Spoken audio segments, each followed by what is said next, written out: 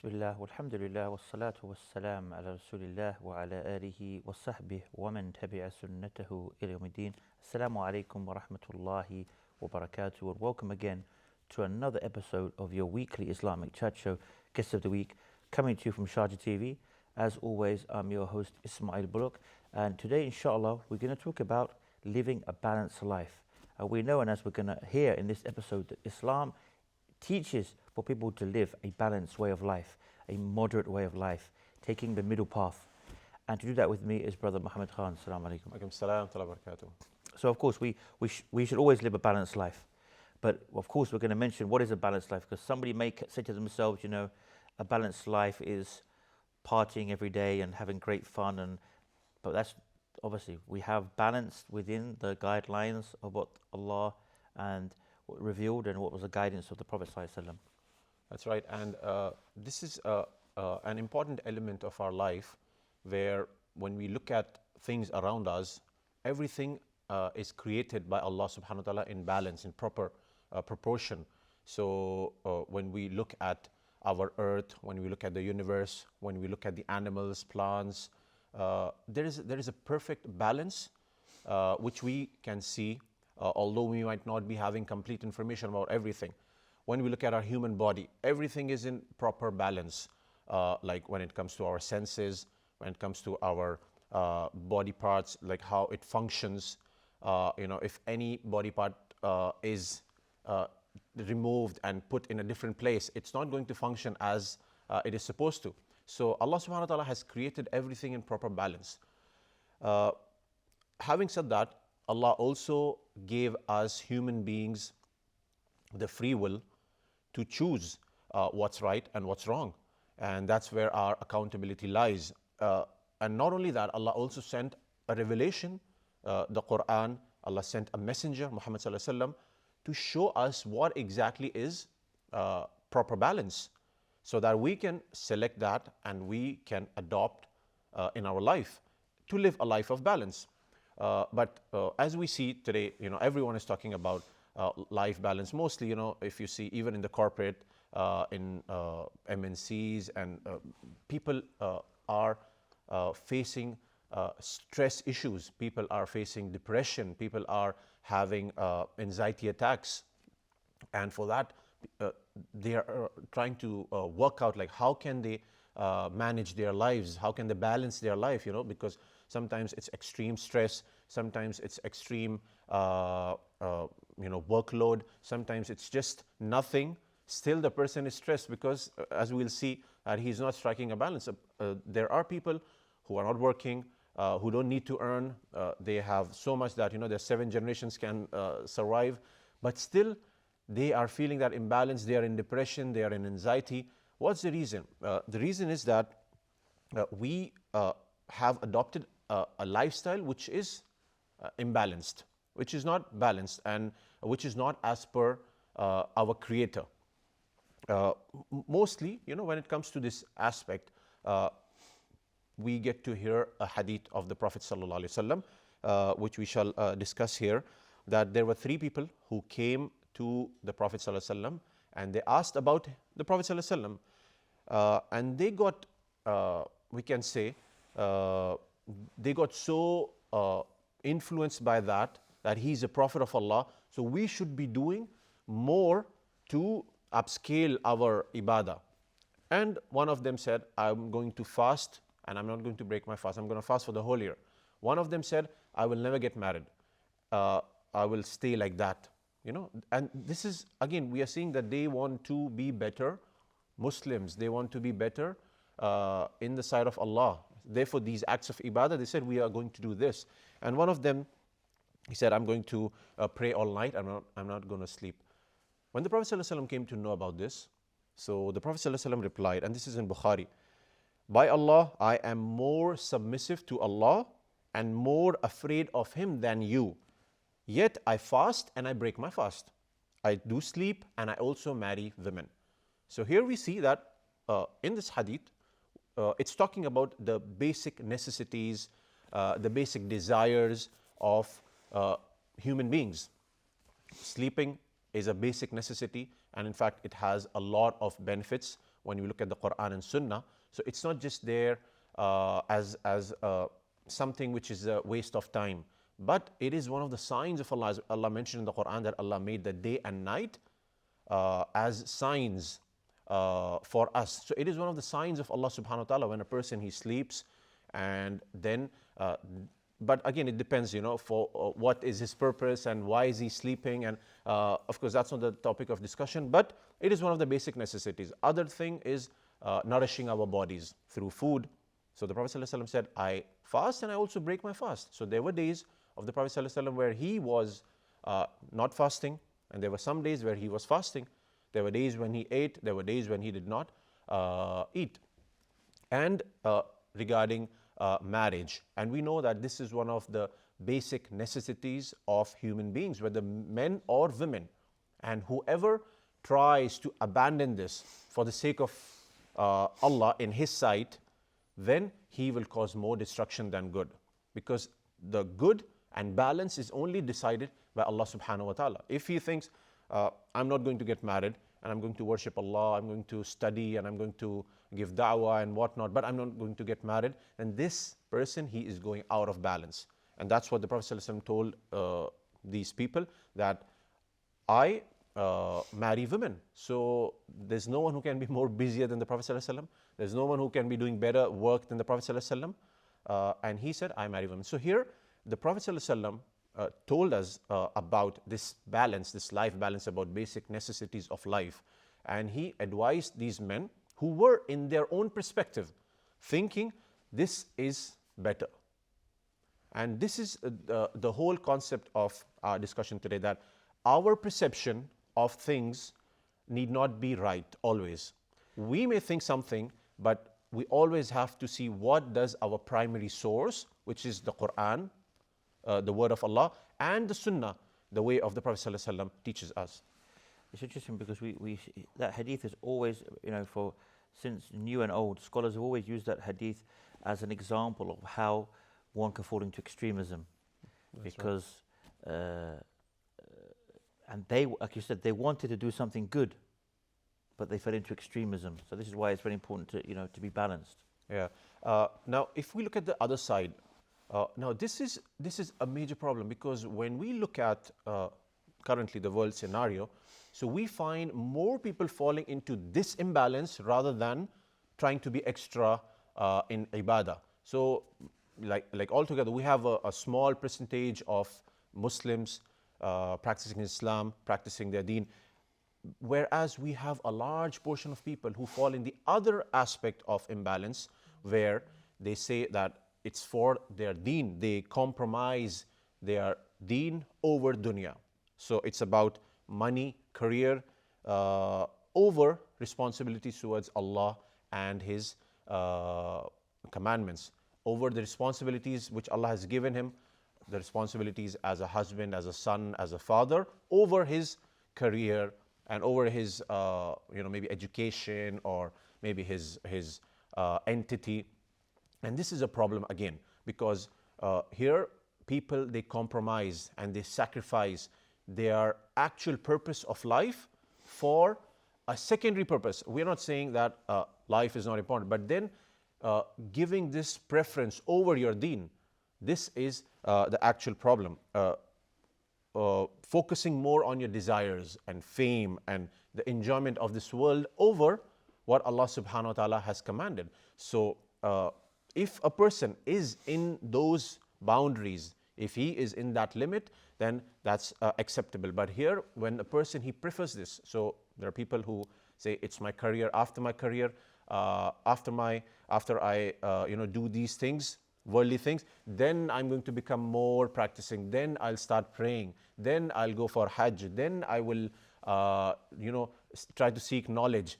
So this is like the problematic imbalance, whereas Allah subhanahu wa ta'ala created this deen for us, knowing our human psychology, knowing our physical aspect, spiritual, emotional aspect, that we can balance things. And of course, there will always be more or less, but then whatever Allah has commanded us, that has to be done. And whatever Allah told us that this is not supposed to be done, which is haram, prohibited, that has to be abstained from. So considering the fact that a lot of people, they fall into their desires for fame, for money, for their desires for haram things, we have to always strike that balance and see that where am I heading, and is this something which will benefit me or no. So for example, one can be a successful business person, but not by abandoning his prayers or abandoning his family or not getting married or not nurturing his children. He should not do at the expense of this. So it's about prioritization, where yes, you can be successful, make a career, become a millionaire, no problem. But if your priorities are in place, then you are good to go. Another aspect is that selfishness and arrogance also creates this imbalance. So we see that the problem where people are just worried about themselves. It's just about me, myself, what I can get, what do I have in it, about getting money and fame and success. So it's always about this selfishness, which we see creates a lot of imbalance. So there could be a person who is selfish, and then he does not give the rights of others. He does not spend on his family. He does not spend what he's supposed to spend, give zakah and fulfill his obligations. When it comes to this aspect, then the person falls into imbalance. And also when it comes to arrogance, like a lot of people, they have this self-boasting attitude due to maybe fame or maybe being successful, getting some millions in their bank account. This causes the arrogance which stops them from worshipping and being humble towards Allah subhanahu wa ta'ala. Again, this causes imbalance in their life, where this worldly life and the materialistic things become everything for him, and then Islam just becomes like a part-time thing, whereas that's not the case. And recently, I was also looking at one of the speakers, who was trying to explain about, and that too, not from an Islamic perspective, but people were asking him that, what about this work and life balance? Like, how do we do this? So what he was trying to explain basically to a large audience, that it's not that you do one thing and then you get out and then you go and do the other thing. So work and life balance, it has to go hand in hand. Like he said, if it's not necessary that you have to finish one thing and then do the other thing, or you have to compromise one thing for the other. And similar thing, we say, like, so it's about synchronizing things. So Islam and our career are not separate. If I am working and if I am doing business, but when it's time for prayer, I will go and pray on time. If I am studying at maybe a prestigious university, but when it's time for prayer, when it's Ramadan, I will fast. When it's time for prayer, I will pray on time. And this is synchronizing, not that, okay, I'm just going to pray on Friday, one day, 6 days is my career. One day is for ibadah and the 6 days are for my dunya. This is actual imbalance and not balancing life. Could I hold you on that point, because it's time to go for a break. Join us after this short break.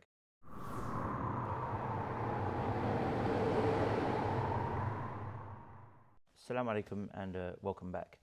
Just before the break, we touched on quite a lot of interesting points, and gave a nice introduction on the importance of balance and why we have to have this balance. And also we were discussing the aspect that Islam is not something like a part-time thing in our life. So say for example, we go to university, school, that's our main thing. Now maybe a football match or coaching or some type of sport, maybe karate or something, might be just that part-time thing which we are doing. That's not how we should treat our life and our career and Islam. Rather, Islam is our actual focus, and we see that everything synchronizes. Therefore, we mentioned the hadith, at the beginning, where people should not think and they should not get this idea, which sadly a lot of youngsters are told by people who are not knowledgeable, that if you become religious, you have to leave everything. You cannot wear good clothes. you have to abandon everyone, and then you have to be serious. You cannot enjoy, you cannot eat good food, you cannot literally play or have fun. Whereas all of these things are not correct. The proper balanced life is that one can enjoy and play with his friends. With the Prophet ﷺ, subhanallah, he used to joke and play with his companions and his wives. We know the famous incident where he raced with Mother Aisha radiallahu anha. And now, what better example do we want of entertainment rather than this? That too from the best of creation, Muhammad sallallahu alaihi wasallam. So that's a wrong concept where people think. But having said that, our focus every time should be the consciousness of Allah subhanahu wa ta'ala. We always keep Islam in front of us, the Quran and Sunnah as a criteria for us to judge what's balanced and what's not. Allah subhanahu wa ta'ala mentioned in the Quran that وَكَذَلِكَ جَعَلْنَاكُمْ أُمَّةً وَسَطًا, that we have created you as an ummatun wasata, which can be translated as a balanced, a just ummah. And therefore, Islam is a religion of balance, and it's a religion of moderation. It does not tell us that you go and leave everything, leave your family members, leave the world, don't work, don't earn, and just keep worshipping Allah. This is not what Islam teaches. Nor is it that we get so influenced by this world that it's just this dunya. I just want to make my career. When I become 50, 60, then I will start thinking of Islam. And that's not what happens. That's not how it should be. And knowing about Allah, the Tawheed of Allah actually brings balance in our life. When we know about the Tawheed of Allah, when we know who Allah is and what does Allah want from us, this is where we understand the balance. And one of the examples is, about the description which Allah gave in the Quran about Himself, that Allah is Ghafurur Rahim and Allah is also Shadidul Iqab, that Allah is most merciful, forgiving, and Allah is also severe in punishment. Now here, this is in Surah Ma'idah, chapter number 5. Here we see that Allah is giving hope to those who are turning to Allah, those who want Allah's forgiveness, those who want Allah's mercy, and Allah is describing that Allah is Ghafurur Rahim. On the other hand, Allah is also Shadidul Iqab, because the moment we just focus on one thing, the moment we just describe one thing, then the imbalance comes in the picture. But Allah also tells us He is Shadidul Iqab, He's also severe in punishment. Therefore, as Imam Ibn Qayyim rahimahullah, he has described in detail in his works about fear and hope, where these are like the wing of a believer. A believer is always between fear and hope, and this is the actual balance. And as he has described, if the one wing of the bird is cut off, then it cannot fly. Similarly for us, if we go out of balance, then we cannot live this life as we're supposed to live, and we cannot fulfill our duties. The moment we become just fearful and we don't have any hope from the mercy of Allah, then we will go into imbalance. And that's what we see. There are so many people, they don't know that Allah is forgiving and Allah can forgive the most heinous sins which they have committed. Whatever major sins they have committed, Allah forgives. And a lot of people, like I've heard literally people say, I'm anyways going to go to hell, so I might as well, keep doing this. Because they don't know the actual concept of Islam, and they don't know the sifat of Allah subhanahu wa ta'ala, where Allah forgave so many examples we have from the Sahaba, from the righteous people, and they turned to Allah subhanahu wa ta'ala, and Allah accepted their tawbah.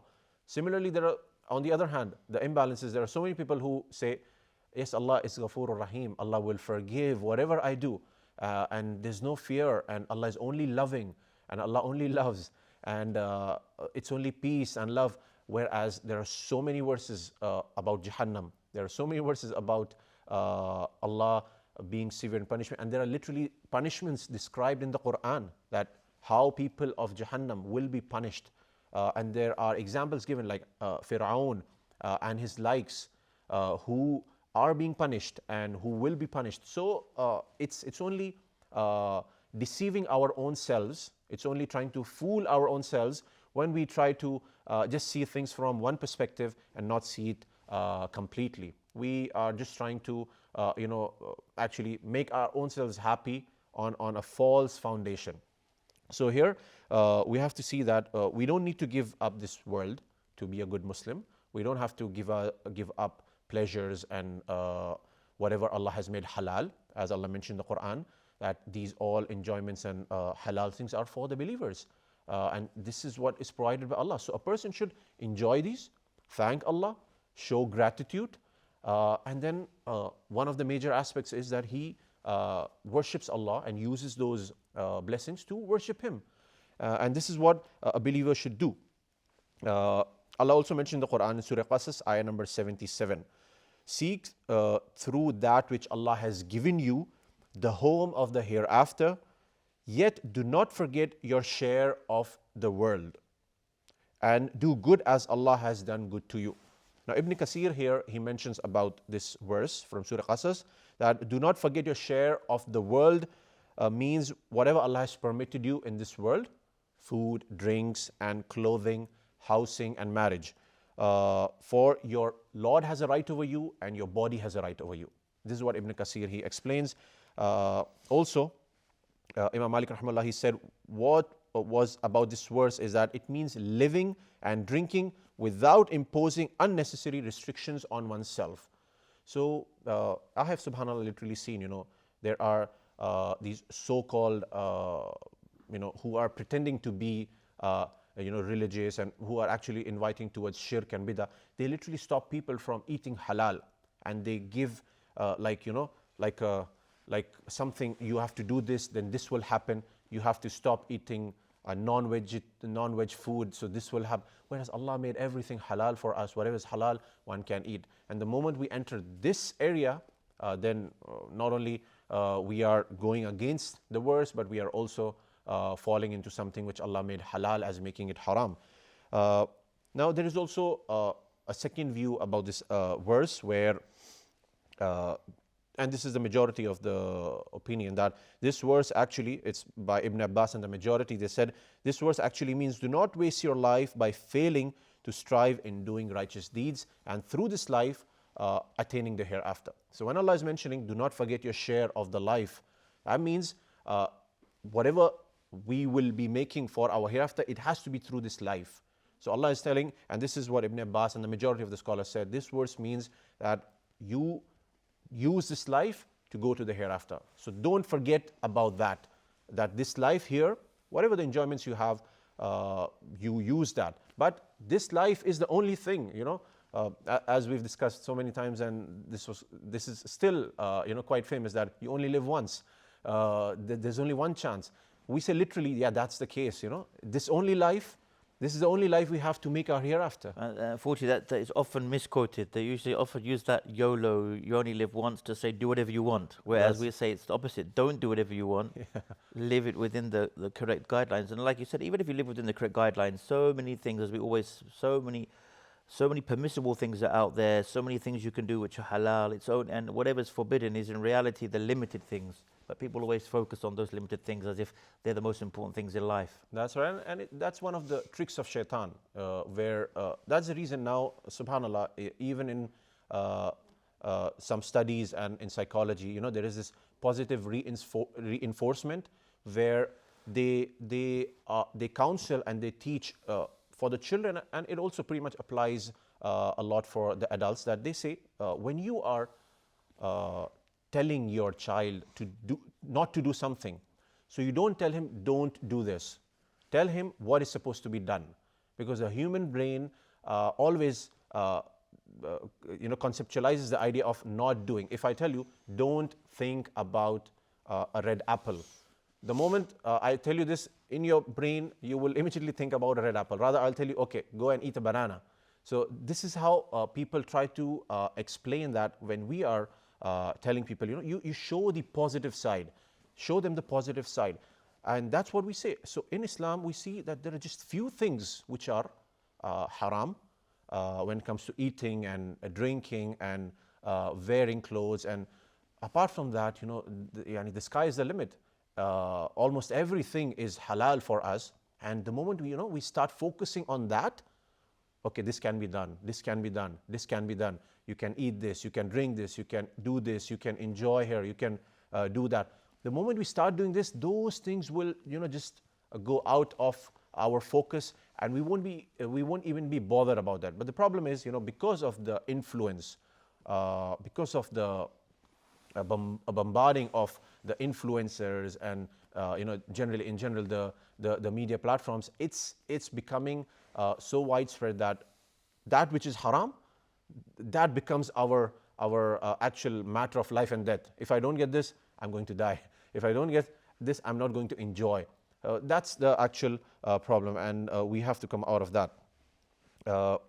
Another aspect is that to have knowledge about what am I supposed to do. This is again the primary focus of balance in life.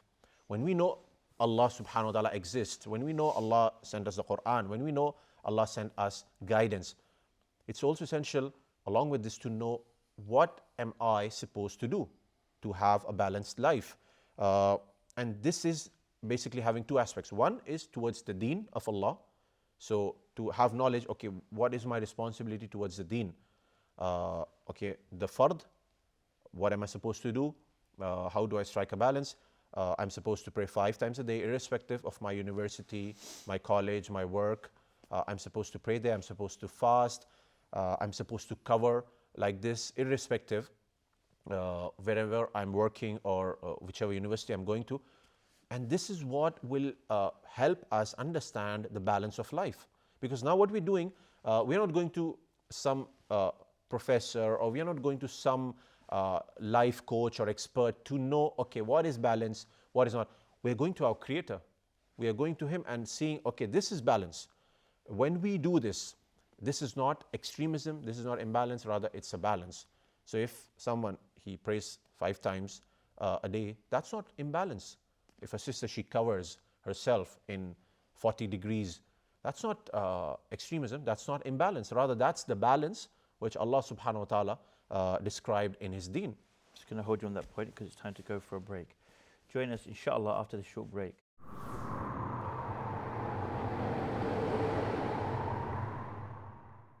Assalamu alaikum and welcome back.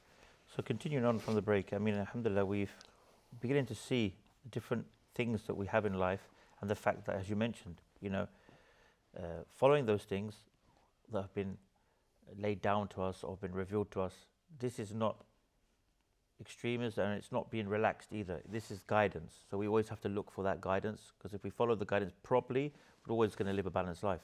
That's right. And the moment we know about and here we're just talking about the fard, the obligations upon a human being. The moment we know about that, and the moment we know about what is prohibited, this will automatically bring that balance in our life. And we will be, we will be having a clear sight of things. Not that my friend said this is okay, or my auntie said that's not okay, or my teacher said that's okay. The moment we go into this, then the problem starts, the imbalance starts, and then we are always in a confused state. Like, a lot of time in some cultures it happens where non-mahram, they are greeting each other by, literally hugging and shaking hands. And they say he's just a younger one, or they say he's just an elder one, and it's okay, it's fine, he's like your brother, he's like your father, and although he might be a non-mahram. So here we go to the Quran and Sunnah, simple as it is. Okay, what's described here, and what's balanced according to the Quran and Sunnah. And as you mentioned that, it might seem to be imbalanced or not appropriate, but that's how it is. The Prophet ﷺ, when he preached the message of Tawheed, people thought that this is something which is, it's a weird thing he's saying. He's telling that there's only one God who's supposed to be worshipped, and all these are false gods. But that was the truth. So when we go to the Quran and Sunnah as a criteria, then it becomes clear that, okay, this is the truth and I am supposed to be upon this truth. And as Allah mentioned in the Quran, that Ibrahim alayhi salam, he was an ummah in himself. And we know that he was just one person. He was just one person, and everyone, including his family and his father, everyone was against him. But Allah described him as an ummah, like a nation, because he was firm upon the truth. So what happens is, when we check the balance of Islam and then we try to be firm upon it, that will also boost our self-confidence, that will also give us firmness and istiqamah.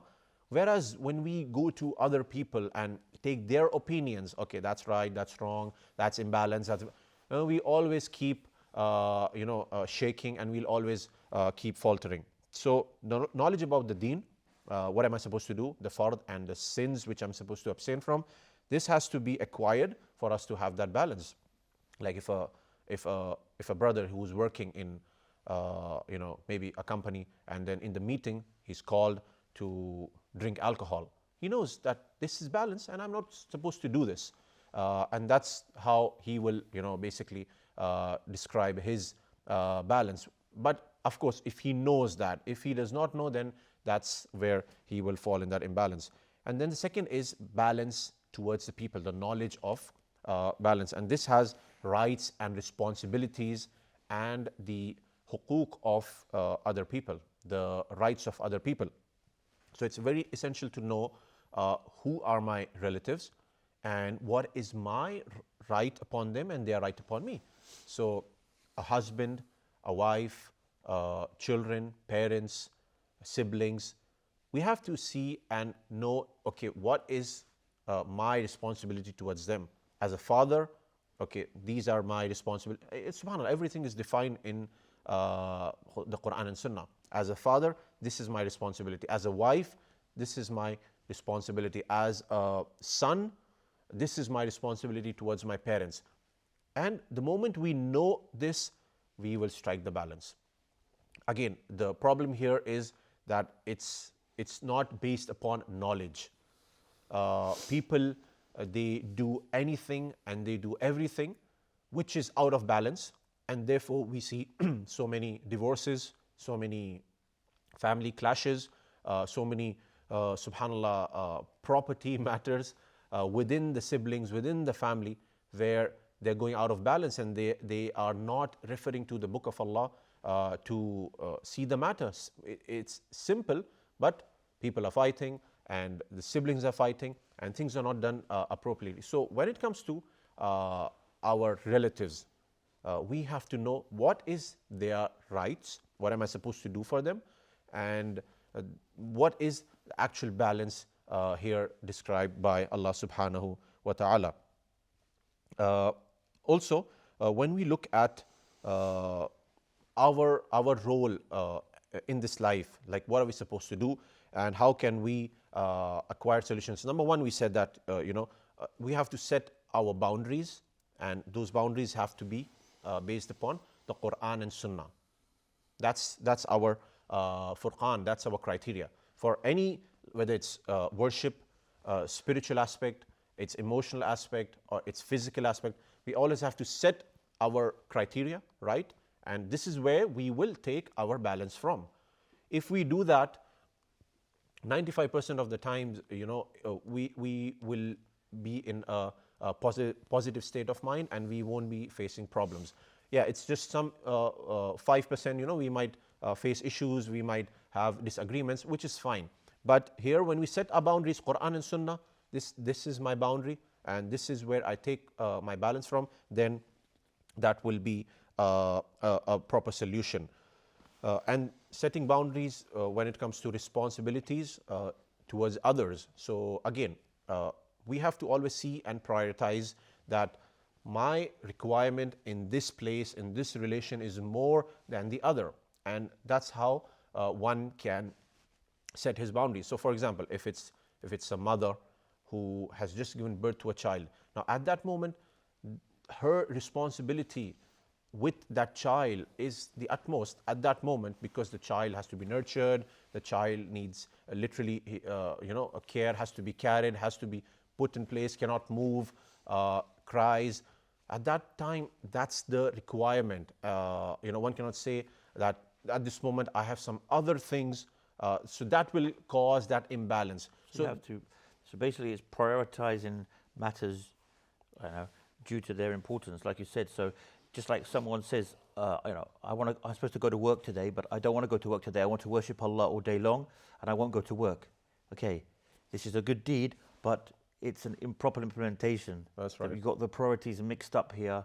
And in fact, we know as Muslims, and this is something people don't realize as well, you could be sitting at your desk doing your work as you're saying, SubhanAllah, Alhamdulillah, as you're checking a file.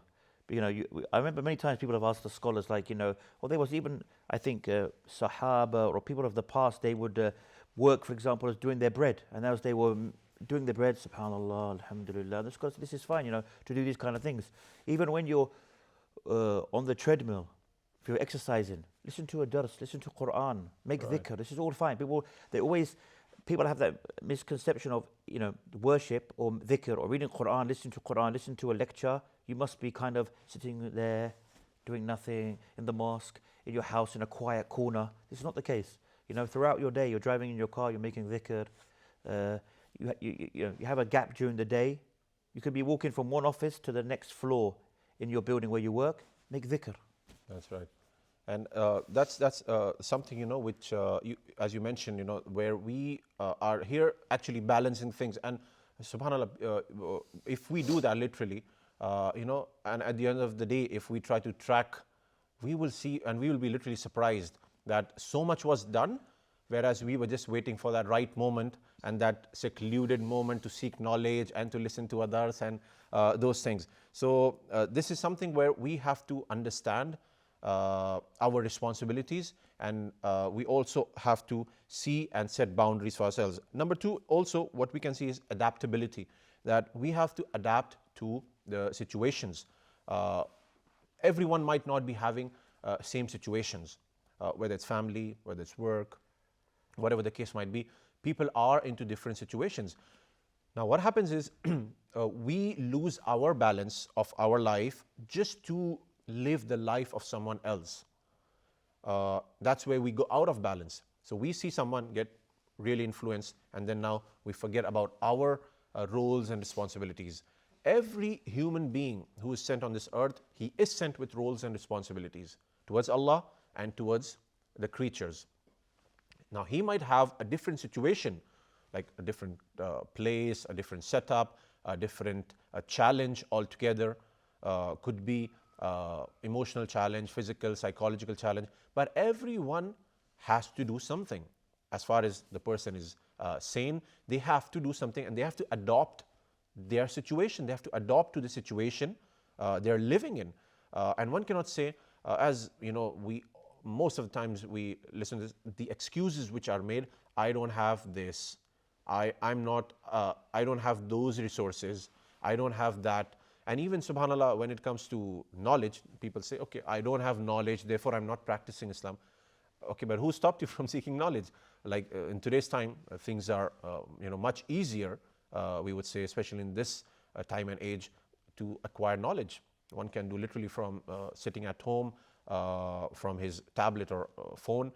So adapting to the situation is again where this will solve our problems, and not trying to be someone else or live someone else's life, which is a problem.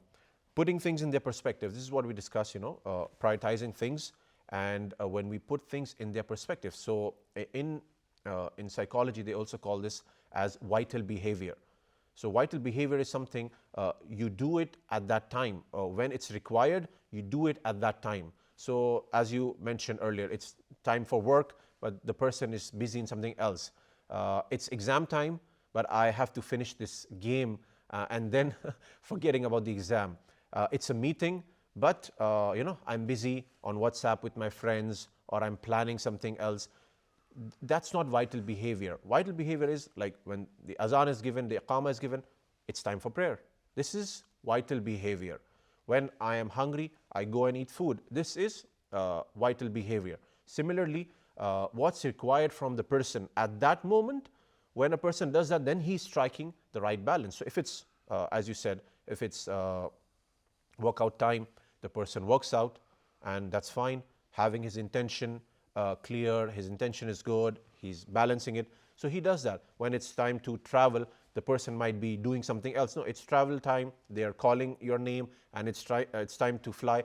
The person does that. So that's vital behavior, and once we do that, we will have balance in our life. Another aspect is using wisdom and using hikmah. We know that Allah subhanahu wa ta'ala is Al-Hakim, the most wise, and the Prophet sallallahu alaihi wasallam, when we look at his life, when we look at his decisions, when we look at his da'wah, we see that he was very wise. The Prophet sallallahu alaihi wasallam, he did it with wisdom. And one of the examples when we look at from his grandsons, where they wanted to correct a person, I believe it was Hassan and Hussein radiallahu anhu, when they saw an elderly person who was making wudu wrongly. So they wanted to correct the person. Now, they know that they are young and the person is very old. If they go up to him directly and they tell him that do it like this, he might feel offended. So what they did, they went and they started doing it the right way in front of him. They started doing wudu in front of him in the right way. And when the person saw, then he realized, okay, I was making a mistake. So it's using hikmah, it's using wisdom, where a person can strike the balance. And similarly, can be said, when it's about, I know that if I go to a place that is haram and I'll fall into something which is wrong, then a person can politely say no or reject it, and that's actually striking a balance. When a person knows that something in a place which is not appropriate, where I'll have to look at haram or see haram, then a person can excuse himself, whether it's friends or family members. A person can excuse himself, and then that will be actually striking the balance, because he has taken his criteria from the Quran and Sunnah. Jazakallah khair for sharing that with us, and may Allah reward you for tuning in. And now we have some idea of the importance, and as well as some ideas on how to attain a balanced life, inshallah.